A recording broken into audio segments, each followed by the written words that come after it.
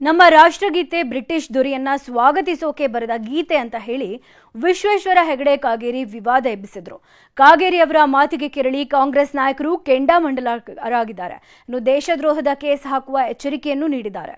ನಮ್ಮ ದೇಶದಲ್ಲಿ ಜನಗಣಮನ ರಾಷ್ಟ್ರಗೀತೆ ಏನಿದೆಯೋ ಅದಕ್ಕೆ ಸರಿಸಮವಾದ ರಾಷ್ಟ್ರಗೀತೆ ಅಂತ ಒಂದೇ ಮಾತ್ರ ಇದ್ದೇ ಇದೆ. ನಾನು ಇತಿಹಾಸವನ್ನ ಮತ್ತೆ ಕೆದಕೋದಕ್ಕೆ ಹೋಗೋದಿಲ್ಲ. ಹಾಗೆ ನೋಡಿದ್ರೆ ಒಂದೇ ಮಾತ್ರಮೇ ರಾಷ್ಟ್ರಗೀತೆ ಆಗ್ಬೇಕು ಅನ್ನುವಂತ ಕೂಗು ಬಲವಾಗಿತ್ತು. ಆದ್ರೆ ಅವತ್ತಿನ ನಮ್ಮ ಪೂರ್ವಜರು ಒಂದೇ ಮಾತ್ರಮೂ ಇರಲಿ, ಜೊತೆಗೆ ಆ ಬ್ರಿಟಿಷ್ ಅಧಿಕಾರಿಯನ್ನ ಸ್ವಾಗತಿಸೋದಕ್ಕೆ ರಚನೆ ಮಾಡಿರುವಂತ ಜನಗಣ ಮನವೂ ಇರಲಿ ಅಂತ ಎರಡನ್ನೂ ನಮಗೆ ಸೇರಿಸಿ ನಾವು ಇವತ್ತು ಅದನ್ನು ಒಪ್ಪಿಕೊಂಡು ಅದನ್ನು ಪಾಲಿಸ್ತಾ ಇದ್ದೇವೆ. ಬಿಜೆಪಿ ಸಂಸದ ಮಾಜಿ ವಿಧಾನಸಭೆ ಅಧ್ಯಕ್ಷರೂ ಆಗಿರುವ ವಿಶ್ವೇಶ್ವರ ಹೆಗಡೆ ಕಾಗೇರಿ ರಾಷ್ಟ್ರಗೀತೆ ಬಗ್ಗೆ, ರಾಷ್ಟ್ರಗೀತೆ ಬರೆದ ರವೀಂದ್ರನಾಥ್ ಟಾಗೋರ್ ಅವರ ಬಗ್ಗೆ ನಿನ್ನೆ ಆಡಿದ ವಿವಾದದ ಮಾತಿದು. ಜನಗಣಮನ ಅಧಿನಾಯಕ ಜಯ ಹೇ ಅನ್ನೋದು ಬ್ರಿಟಿಷರ ಸ್ವಾಗತಕ್ಕೆ ಬರದಿದ್ದು ಅನ್ನೋ ಕಾಗೇರಿಯವರ ಇದೇ ಮಾತು ಕಾಂಗ್ರೆಸ್ನವರನ್ನ ಕೆರಳಿಸಿದೆ. ಗಾಂಧಿ ಕೊಂದವರಿಂದ ಠಾಗೋರ್ಗೂ ಅವಮಾನ, ಇತಿಹಾಸ ಗೊತ್ತಿಲ್ಲದವರು, ಇದು ಆರ್ಎಸ್ಎಸ್ನ ಅಜೆಂಡಾ. ಕಾಗೇರಿ ಮೇಲೆ ದೇಶದ್ರೋಹದ ಕೇಸ್ ಹಾಕಬೇಕು ಅಂತ ಆಕ್ರೋಶ ಹೊರಹಾಕ್ತಿದ್ದಾರೆ. ರಾಷ್ಟ್ರಗೀತೆಯನ್ನ ಬರೆದಿರ್ತಕ್ಕಂಥದ್ದು ರವೀಂದ್ರನಾಥ್ ಟಾಗೂರ್ ಅವರು. ರಾಷ್ಟ್ರಕವಿ ರವೀಂದ್ರನಾಥ್ ಟಾಗೂರ್ ಅವರಿಗೆ ನೊಬೆಲ್ ಪ್ರಶಸ್ತಿ ಸಿಕ್ಕಿರ್ತಕ್ಕಂಥದ್ದು, ಅವರಿಗೆ ಅಪಮಾನ ಮಾಡತಕ್ಕಂಥದ್ದು ಭಾರತೀಯ ಜನತಾ ಪಾರ್ಟಿಯ ಸಂಸ್ಕೃತಿ. ಇದೇನು ಹೊಸದಲ್ಲ. ಮಹಾತ್ಮ ಗಾಂಧಿ ಅವ್ರನ್ನ ಕೊಂದಾಯಿತು ಮತ್ತು ಈ ದೇಶದ ಸಂಸ್ಕೃತಿ ಸಂಸ್ಕಾರಗಳನ್ನು ಬಿಂಬಿಸಿದಂತ ರವೀಂದ್ರನಾಥ್ ಟಾಗೂರ್ ಮೇಲೆ ಅಲ್ಲೇ ನಡೀತಾ ಇದೆ.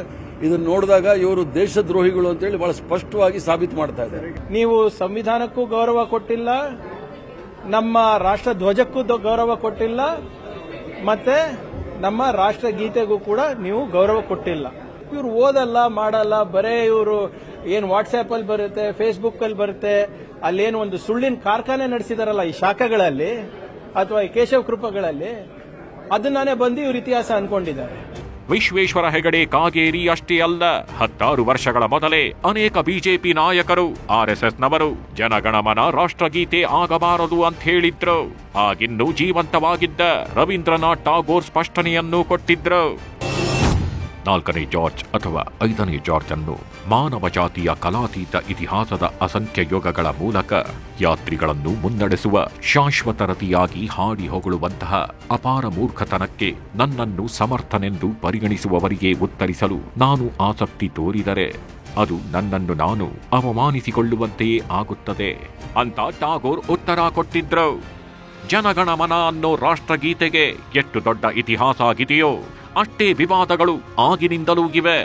ಆದ್ರೆ ಎಲ್ಲವೂ ಇತಿಹಾಸ ಪುಟದಲ್ಲಿ ಮರೆಯಾಗಿದ್ದನ್ನ ಈಗ ಮತ್ತೆ ಕಾಗೇರಿಯವರು ಹೊರಗೆ ತೆಗೆದು ಮತ್ತೆ ವಿವಾದ ಸೃಷ್ಟಿಸಿದ್ದು ರವೀಂದ್ರನಾಥ್ ಠಾಗೋರ್ರನ್ನ ಅವಮಾನಿಸಿದಂತೆ ಕಾಣಿಸ್ತಿದೆ. Bureau report, news 18.